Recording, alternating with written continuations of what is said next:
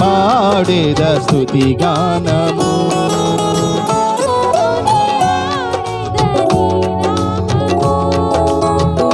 ఇలా నాకెవరు లేరనుకొనగా, నా బంధువులు, నా తల్లిదండ్రులు, నా కుటుంబీకులు, నా స్నేహితులు నాకు దూరమైనప్పుడు, నేను ఎప్పుడైతే యేసయ్య పాదములను ఆశ్రయించాను, ఆయన సన్నిధి నాకు తోడుగా ఉండి నా జీవితాన్ని మార్చింది.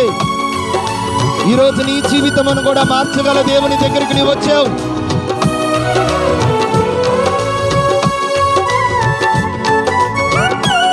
ఎవరు నీ జీవితంలో లేరని కలవరపడకు సహోదరి.